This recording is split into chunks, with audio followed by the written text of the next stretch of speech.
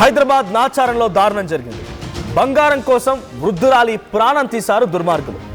Nacharam PS పరిధిలో ఈ సంఘటన చోటు చేసుకుంది. సుజాత అనేటువంటి ఒక మహిళ, 65 ఏళ్ల మహిళ ఒంటరిగా ఉంటుంది. అయితే అదే ఇంట్లో ముగ్గురు అద్దెకుంటున్నారు. సో అంజిబాబు అండ్ తన ఇద్దరు ఫ్రెండ్స్ యువరాజు, దుర్గారావు వీళ్ళ సహాయంతో ఆ మహిళని హతమార్చి మెడలో ఉన్నటువంటి బంగారాన్ని చూసి ఆశపడి ఆ తర్వాత తనని హతమార్చి ఆ బంగారాన్ని దొంగిలించుకొని వెళ్ళారు.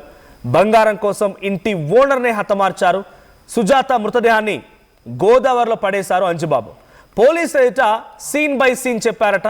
అయితే ప్రాణం తీసి బంగారాన్ని దోచుకెళ్లిన సంఘటన హైదరాబాద్లో ఒక్కసారిగా షాక్ గురి చేసింది. దీంట్లో కూడా హైదరాబాద్ టు గోదావరి వయా కోనసీమ, ఇక్కడ మీకు ఆ లైన్ యాడ్ చేయడం గల కారణం హైదరాబాద్లో హతమార్చి గోదావరి వరకు వెళ్ళి మధ్యలో కోనసీమ మీదుగా గోదావరి వరకు వెళ్ళి గోదావరిలో ఆ మృతదేహాన్ని ఒక బ్రీఫ్ కేస్, అంటే మీరు లగేజ్ ట్రాలీ బ్యాగ్ చూస్తారు కదా, ఎస్ ఆ ట్రాలీ బ్యాగ్లోనే సుజాత మృతదేహాన్ని తీసుకువెళ్తున్నారు. సో హతమార్చి బంగారం దొంగిలించుకొని ఆ తర్వాత ఆ ట్రాలీ బ్యాగ్లో సుజాత మృతదేహాన్ని పెట్టారు. 65 ఏళ్ళ ఆ మహిళని ఆ బ్యాగ్లోనే పెట్టేశారు. అక్కడి నుంచి తీసుకువెళ్ళి వాళ్ళంతా కూడా ఇలా తీసుకెళ్లారు, మరి కార్లోనా బస్లోనా ట్రావెల్స్లోనా తెలియదు, కానీ ఆ మృతదేహాన్ని గోదావరిలో పడేశారట. సో సీసీటీవీ విజువల్స్ మనం చూస్తున్నాం. ఈ సంఘటన జరిగింది 19వ తేదీన 19/12/2020 విజువల్స్ చూస్తున్నాం మనం. అక్కడ డేట్ కూడా కనిపిస్తోంది. సో ఆ డేట్ రోజున ఒక ట్రాలీ బ్యాగ్తో అలా వెళ్ళడం మనం ఆ విజువల్లో కనిపిస్తోంది. ఆ ట్రాలీ బ్యాగ్లో ఒక మహిళ మృతదేహం, అంటే ముందుగా ఆ ట్రాలీ బ్యాగ్ని ఎంటీ బ్యాగ్ని తీసుకొచ్చాడు. ఎంటీ బ్యాగ్తో ఇంట్లోకి వెళ్ళాడు. వెళ్ళేప్పుడు ఆ బ్యాగ్ బరువెక్కించి చూడండి, ముందుగా ఉన్నంతసేపు అంత ఈజీగా లాక్కెళ్ళలేకపోతున్నాడు. ఆ ట్రాలీని కొంత బరువుగా ఎక్కడంతో ఆ ట్రాలీ లాక్కెళ్ళడం మనం చూస్తున్నాం. సో ఆ ట్రాలీలోనే ఆ మహిళ మృతదేహాన్ని పెట్టడం మనం చూస్తున్నాం. సో ఇప్పుడు పోలీసుల దగ్గర కూడా సీన్ బై సీన్ అక్కడ ఏం జరిగింది, ఏం చేశారు, ఎవరెవరు తోడయ్యారు, సో యువరాజ్ ఎవరు, తర్వాత తన ఫ్రెండ్స్ ఎలా దీంట్లో పాల్పంచుకున్నారు, అంజిబాబు, యువరాజ్ అండ్ ఇంకో వ్యక్తి, ఈ ముగ్గురిని కూడా విచారించినప్పుడు సీన్ బై సీన్ చాలా క్లియర్గా చెప్పుకొచ్చారంట.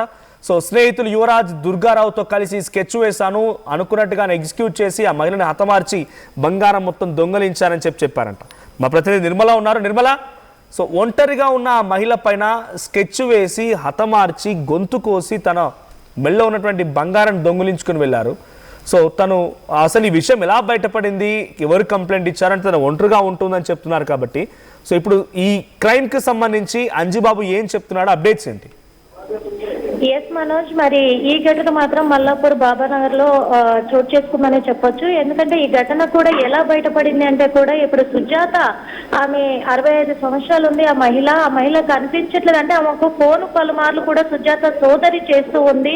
అయినప్పటికీ కూడా ఆ ఫోన్ రెస్పాండ్ అవ్వకపోవడంతో, ఎవరు కూడా ఆ ఫోన్ లిఫ్ట్ చేయకపోవడంతో కూడా తను సుజాత ఇంటికి వచ్చి చూడడం కూడా జరిగింది. ఆ ఇంటి దగ్గర కూడా ఎవరు లేని పరిస్థితుల్లో ఏమైపోయి ఉంటుంది అని చెప్పేసి ఆందోళనకు గురైపోయి పోలీసులకు కూడా ఫిర్యాదు చేయడం జరిగింది సుజాత సోదరి.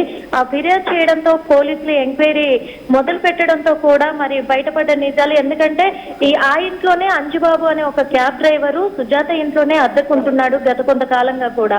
ఆ ఇంట్లో అద్దెకుంటూ మరి ఆ సుజాత దగ్గర ఏముంది, ఎంత డబ్బు ఉంది, ఎంత నగలు ఉన్నాయి అని చెప్పేసి కూడా బంగారం మీద కన్నేసే తనని తీసుకెళ్ళినట్టుగా, అంటే ఇక్కడే బాబానగర్ లోనే తన ఇంట్లోనే తనని హతమార్చినట్టుగా కూడా తెలుస్తూ ఉంది. ఆ తర్వాతే ఒక లగేజ్ బ్యాగ్ లో తీసుకొని తన క్యాబ్ లోనే తన స్నేహితులు ఇద్దరు, ఆ స్నేహితులు ఎవరు అనేది కూడా ఇంకా బయటికి వెల్లడించలేదు. ఆ స్నేహితుల ఇద్దరి సాయంతో కూడా ఇక్కడి నుంచి తరలించడం కూడా జరిగింది. ఇక్కడి నుంచి తరలించి కోనసీమ జిల్లాకి సంబంధించినటువంటి కృష్ణలంకలోని గోదావరిలో మరి అక్కడ తన మృతదేహాన్ని కూడా పడేయడం కూడా జరిగింది అని తెలుస్తూ ఉంది. ఇక్కడ దాదాపు సుజాత దగ్గర 15 నుంచి 20 తులాల బంగారం ఉండొచ్చు అని పోలీసులు అనుమానిస్తూ ఉన్నారు. మరి ముగ్గురిని కూడా అదుపులోకి తీసుకున్నారు. అయినప్పటికీ కూడా మరి దాంతో పాటు నగదు ఇంకా ఏమైనా వాళ్ళు తీసుకున్నారా అనే కోణంలో కూడా పోలీసులు అయితే దర్యాప్తు కొనసాగిస్తూనే ఉన్నారు. మొత్తానికి తను ఒకటే మహిళ ఉండడం కూడా గమనించి ముందు నుంచే పహారా కాచి వీళ్ళు ఈ ప్లాన్ ప్రకారమే చేసినట్టుగా కూడా పోలీసులు అయితే అనుమానిస్తూ ఉన్నారు. మనోజ్, రైట్. సో ఇప్పుడు Anjibabu scene to scene explain చేశాడని చెప్తున్న తరుణంలో, సో ఇలా స్కెచ్ వేశారు, ఎప్పుడు స్కెచ్ వేశారు, దీనికి సంబంధించిన అప్డేట్స్ ఉన్నాయా?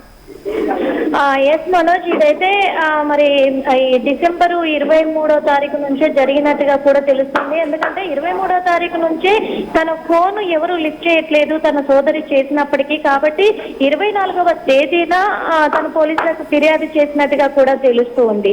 వాళ్ళు ఇదంతా ప్లానింగ్ 23, 22 చేసుంటారు అని పోలీసులు అనుమానిస్తూ ఉన్నారు. కానీ ఇప్పటి వరకు అంజిబాబు ఏం చెప్పాడు అనే కోణంలో కూడా పోలీసులు అయితే ఇప్పటివరకు ఇంకా బయట పెట్టలేదు, వెల్లడించలేదు. ఎందుకంటే ఒకటే మాట, మేము ప్లాన్ ప్రకారం బంగారం కోసమే మేము ఇది చేశాము అని చెప్పేసి చెప్తున్నట్టుగా తెలుస్తూ ఉంది. ఇంకా వివరాలు అయితే తెలియాల్సి ఉంది Manoj. Thank you Nirmala. So మొత్తంగా ఈ ముగ్గురిని ఇప్పుడు పోలీసు అదుపులోకి తీసుకున్నారు. పోలీసులు వారిని విచారించిన తర్వాత చాలా కీలకమైన విషయాలు బయటపడ్డాయి. సీన్ టు సీన్ ఎక్స్ప్లెయిన్ చేశారంట. ఎప్పుడు ఆ ట్రాలీ బ్యాగ్ని తీసుకొచ్చారు, ఆ మహిళపై ఎప్పుడు స్కెచ్ వేశారు, ఎలా ఎంట్రీ ఇచ్చారు, ఎలా హతమార్చారు, బంగారం ఎలా దొంగిలించారు, అక్కడి నుంచి ఎలా వెళ్ళిపోయారు, ఇవన్నీ కూడా సీన్ టు సీన్లో పోలీసులు చెప్పడం జరిగింది. విజువల్స్ మనకి కనబడుతోంది సీసీటీవీ కెమెరాలో. ట్రాలీ బ్యాగ్లో ఆ మహిళ మృతదేహాన్ని తరలిస్తున్నప్పుడు ఆ సీసీటీవీ కెమెరా ఇది. ఆ లెఫ్ట్ సైడ్ బాక్స్లో మీరు చూస్తున్నారు ఆ ఇంటికి సంబంధించి విజువల్ అది. అదే ఇంట్లో అద్దెకుంటున్నటువంటి అంజిబాబు ఈ పూర్తి పన్నాగానికి, ఈ పూర్తి స్కెచ్కి కారణమైనట్టు తెలుస్తోంది. చరిత్ర సృష్టించినోడు ఇప్పుడు ఆ చరిత్రని తిరగరాయబోతున్నాడు. అబద్ధాల గోడల్ని బద్దలు కొట్టి నిజాలను రాగా మీ ముందుంచబోతున్నాడు. నిజమైన వార్తల కోసం వెంటనే డౌన్లోడ్ చేసుకోండి రా యాప్ని.